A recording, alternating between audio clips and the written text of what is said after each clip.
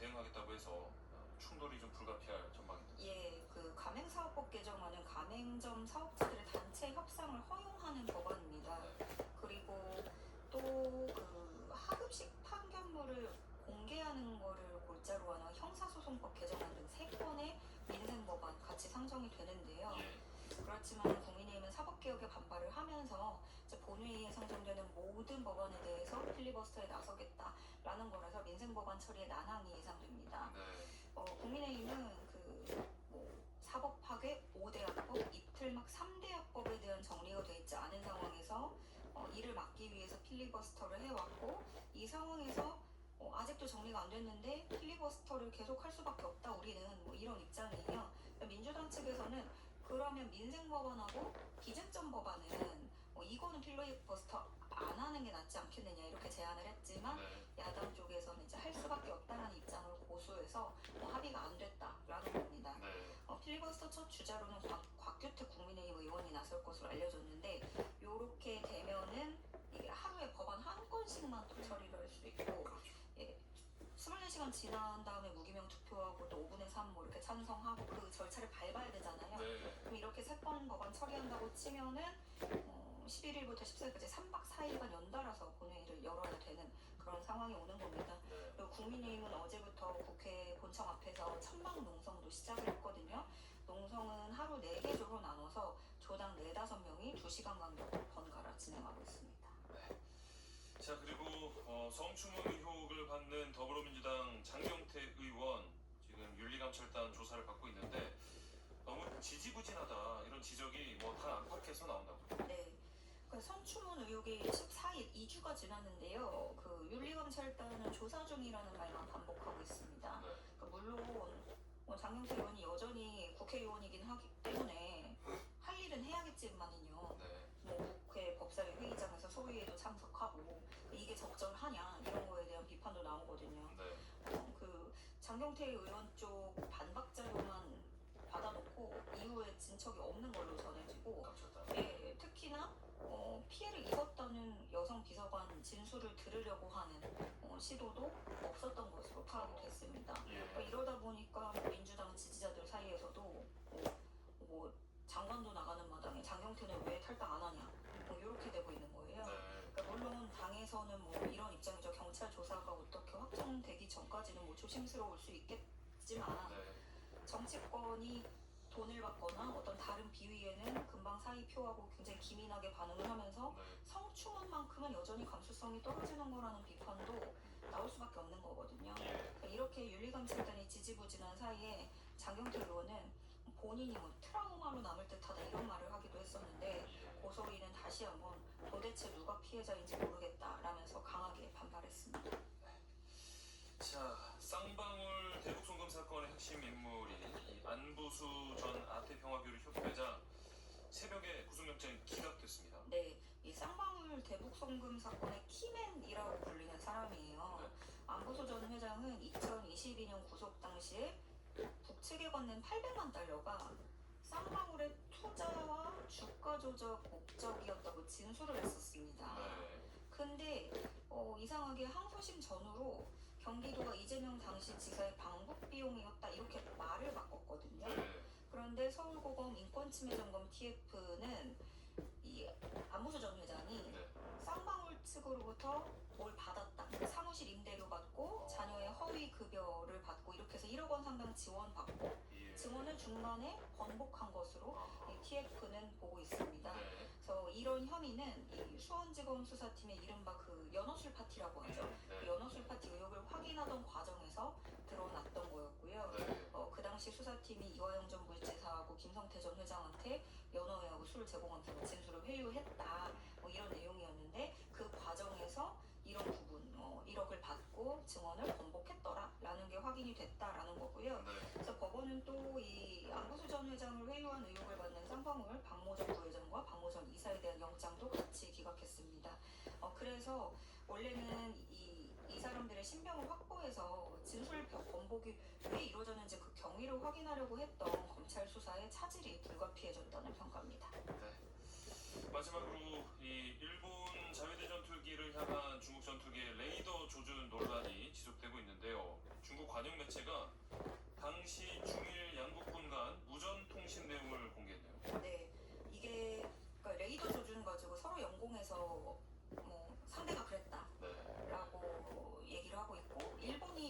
대대적으로 막 방위상이 나서가지고 뭐 중국의 뭐 레이더가 이렇게 했다 뭐 공개를 했어요. 네. 그랬더니 이번에 중국 측에서는 아예 무전 통신 내용을 공개해버린 겁니다. 네. 중국 CCTV 산하 SNS 채널인데요. 여기서 지난 9일에 오키나와 인근 공역에서 발생한 이 레이더 조준 사건, 그 당시 양측 간의 무전 교신 녹음 파일을 아예 공개해버렸습니다. 네. 그러면서 중국군은 사전 훈련 통보를 했는데도 일본군이 접근을 한 거다. 훈련 수역에 다가온 거다. 이렇게 주장을 하는 겁니다. 이 녹음에는요, 그 중국 측 군인이 일본 쪽에 설명을 합니다. 우리는 중국군 101번 함이고 네. 예정대로 함재기 비행 훈련을 실시할 예정이다. 이렇게 중국어로도 영어로도 알리는데 여기에 이제 일본 측 군인이 우리는 일본군 몇 번 함이고 메시지 확인했다. 이렇게 영어로 응답하면서 주고받는 내용을 무전으로 아예 공개를 한 거죠. 그래요. 네.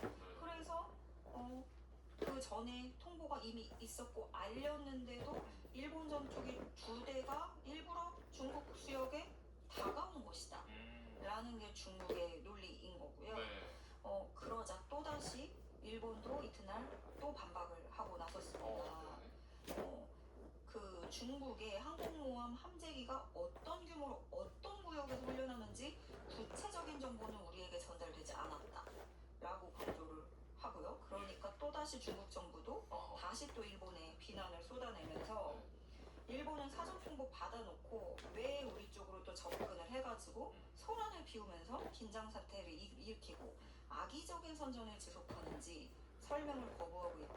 일본이 의도적으로 지금 초점을 이쪽으로 돌려서 국제사회를 오도하려고 시도하는 것은 아니겠느냐 이렇게 반문하면서 서로 탓을 돌리며 싸우고 있는 상황입니다. 그러면서 중일 갈등은 길어지고 있는 상황입니다. 네. 오늘의 뉴스 여기까지 하겠습니다. 지금까지 조현정 시사평론가와 함께했습니다. 고맙습니다. 네, 고맙습니다.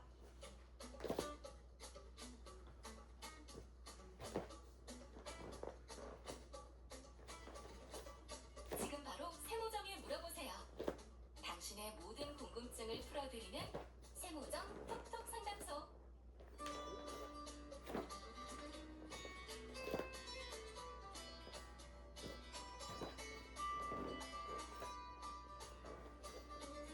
오늘도 참을 이인을 새기며 육아서를 뒤적이고 계실 이 시대 엄마 아빠를 위한 시간입니다. 세모정 톡톡 상담소 우리 아이는 왜 소아청소년 정신건강의학과 정현경 전문의와 함께합니다. 안녕하세요. 네, 안녕하십니까. 자, 겨울방학이 오면 뭐 아이들은 너무나 신날 테지만 부모님들은 또 걱정이 많아지죠. 가장 걱정하는 것 중에 하나가 바로 아이들의 게임 사용 습관일 텐데 오늘 이 얘기 해주신다고요? 네, 맞습니다. 이제 곧 긴 겨울방학이 다가오는데요. 겨울방학은 여름보다 보통 더 길고요. 또 춥다 보니까 외부 활동이 적어지죠. 그러다 보니 자연스레 게임에 할애되는 시간도 더 길어지는 것 같아요. 그래서 오늘은 우리 모두가 한 번쯤은 아니면 어쩌면 지금도 치열하게 고민 중인 우리 아이들의 게임 사용 습관에 대해서 함께 알아보고자 합니다. 네. 세모정 톡톡 상담소 우리 아이는 왜? 오늘은 이 부모라면 꼭 알아야 할 아이들의 게임 중독에 대해서 알아보겠습니다. 방송 들으시면서 궁금한 점 있으시거나 또 상담받고 싶으신 분들 문자 보내주시면 소아청소년 정신건강의학과 정현경 전문의가 상담도 해드리고요. 또 추첨을 통해서 모바일 쿠폰도 보내드리겠습니다. 문자 주실 곳은 샵 9730번입니다. 짧은 문자는 50원, 긴 문자는 100원의 정보 이용료가 있고요. 콩 게시판과 KBS 라디오 유튜브 채널을 이용하시면 무료로 참여하실 수가 있습니다. 일단 우리가 게임 중독이라고 말을 하는데 이 정확히 어떤 상태를 말하는지부터 좀 알아야겠거든요. 네, 우선 게임 중독을 알아보기에 앞서 모든 중독이라면요 공통된 특성이 있어요. 네. 그것은 바로 내성과 금단입니다. 내성은요 같은 양이나 자극으로는 더 이상 이전과 같은 효과를 느끼지 않아서 점점 더 많은 양이 필요해지는 현상을 의미하고요. 네. 금단은 하지 않게 되었을 때 짜증, 우울, 불안, 초조와 같은 신체나 정서적 증상이 드러나는 것을 의미합니다. 네. 즉 게임 중독은 게임을 스스로도 통제하지 못한 채 점점 더 많은 시간을 할애함으로써 그로 인해 성적 하락, 개인 위생 문제, 대인관계 문제 등이 발생하고 네. 게임을 안 하고 있는 시간에는 좀 멍하고 무기력하거나 짜증, 불안 불안등이 나타나는 상태를 의미하는데요. 네. 한마디로 게임으로 조절이 불가능하고 일상생활에 손상을 일으키면서 그럼에도 불구하고 계속해서 하는 상태가 바로 게임 중독 상태라고 할 수 있겠습니다. 네. 이렇게 들으면 진짜 심각한 상태로 이어질 수도 있겠다는 생각이 드는데 뭐 구체적으로 하루에 몇 시간 이상 하면 좀 위험하다 하는 기준 같은 게 있을까요?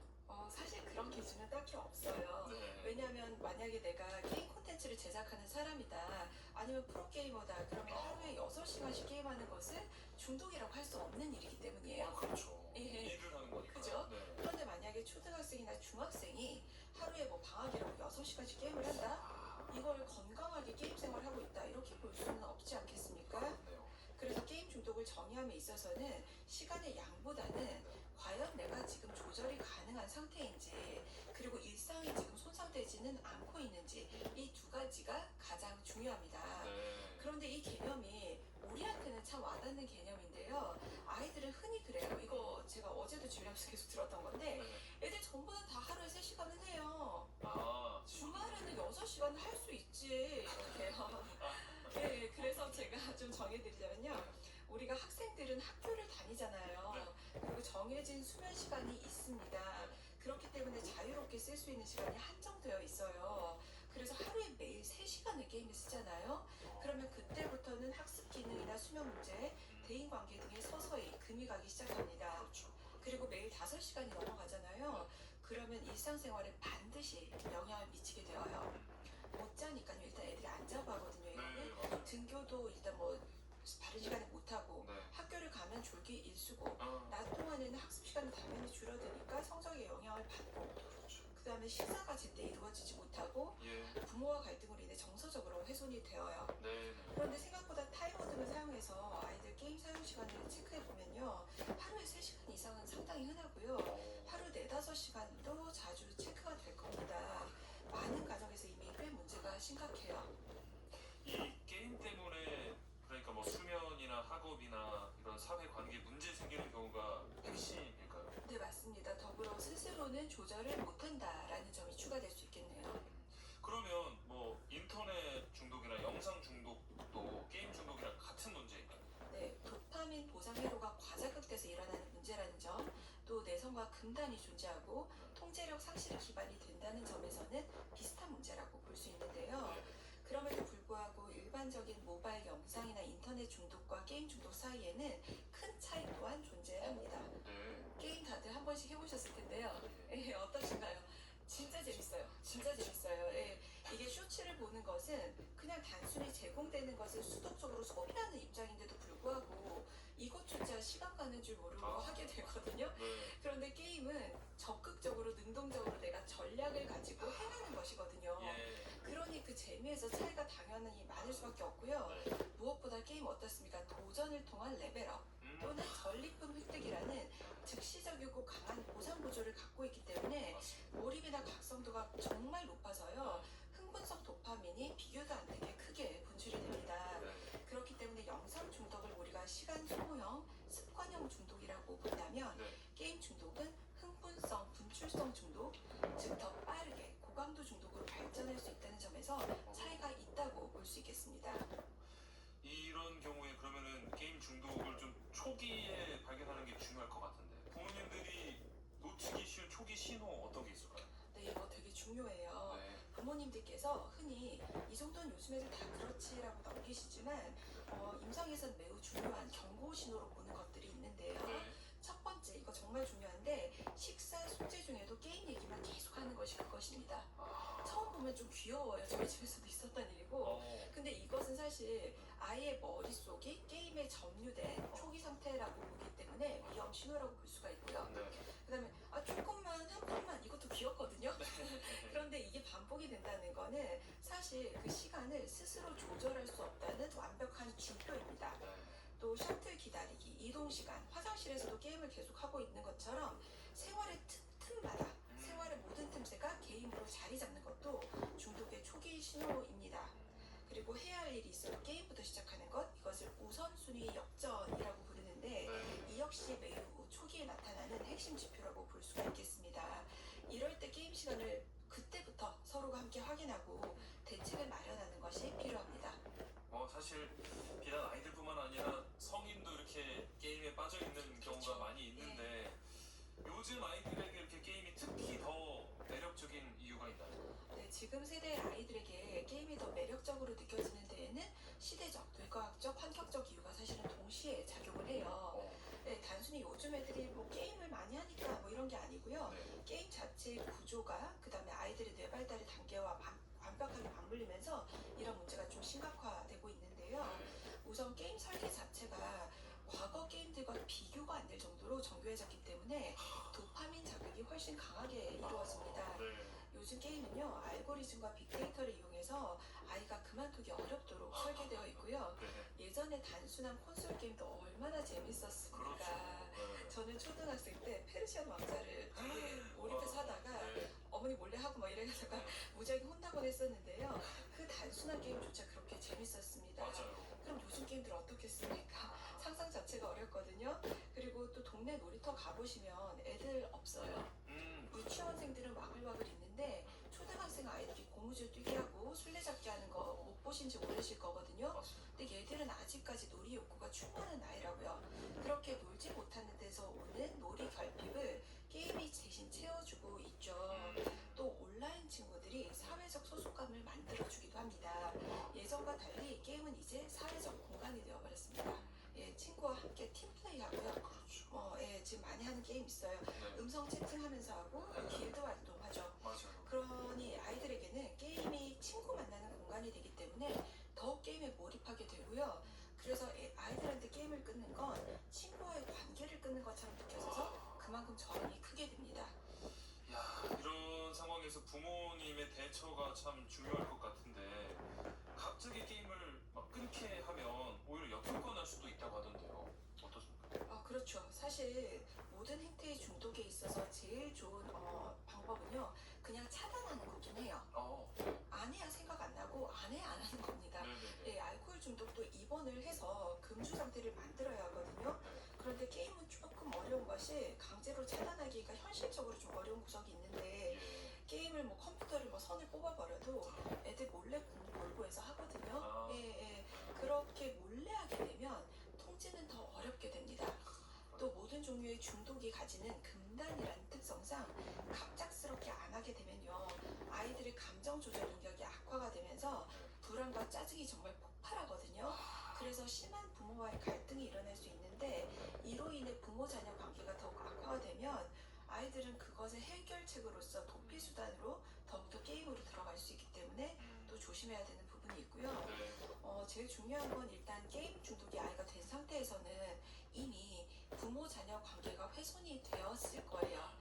그래서 이 관계부터 짓는 과정이 느리지만 꼭 필요합니다. 네. 콩으로 김명환님께서 게임은 정신적, 육체적으로 모두 망치는 것 같습니다. 라고 공감해 주셨고, 김미진님께서도 와, 하시는 말씀마다 격하게 고개가 끄덕거려지고 맞아 박수치게 되고 공감 100배입니다. 저희 집도 만만치 않아요. 하면서 많은 분들이 지금 함께 해주고 계시거든요. 아이가 이렇게 게임 중독 어떤 증상을 보일 때 부모가 게임 사용 어떤 규칙을 만들 수 있을 것 같은데 이럴 때 꼭 포함해야 하는 요소는 뭘까요? 네, 이렇게 보통 이제 하루에 뭐 30분에 2시간에 이렇게 시간을 정해 주시는데요. 이것도 좋지만 이 게임 시간보다는요. 게임 구조를 먼저 정립하는 것이 필요합니다. 구조요. 네, 무슨 말이냐면 네. 하루에 몇 시간만 하자 이걸 정하기 전에 그거 정해 주시기는 하는데요. 정하기 전에 우리 집에서는 8시에서 9시까지만 그러니까 뭐 예를 들어 너무 늦은 때는 하지 말자는 이런 얘기를 해주시고요. 예. 자기 전에 모두가 핸드폰을 거실에 두고 잘 거야.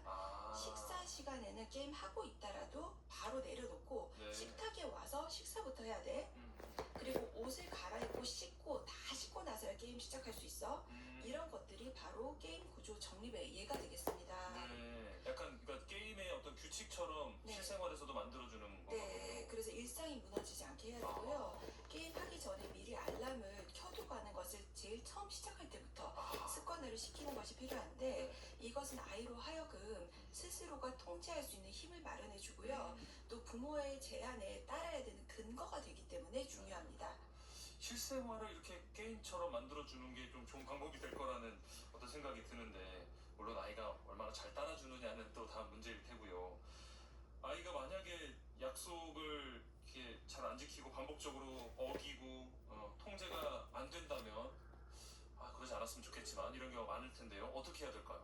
네, 근데 약속을 반복적으로 어기고 통제가 되지 않는다. 그건 뭐예요? 조절을 실패했다는 겁니다. 그렇죠. 즉 조절을 실패했다, 중독이라는 거예요. 네. 만약 우리 집 식구 중 한 분이 매일 술을 마시고 들어오면서 내일은 여보 안 마실게 하는데 또 마시고 오늘은 딱 한 잔만 할게 이랬는데 또 만취해서 들어오고 취해서 씻지도 않고 집에 와서 자고 그러다 보니까 아침에 늦게 일어나서 직업에서의 근태가 좋지 않아서 승진에 반복적으로 누락되고 한다면 아하. 이거 어떻게 하겠습니까? 치료받도록 해야 그렇죠. 합니다. 치료받아야죠. 예, 예. 네. 게임 중독도 마찬가지예요. 이것은 스스로 조절이 어려운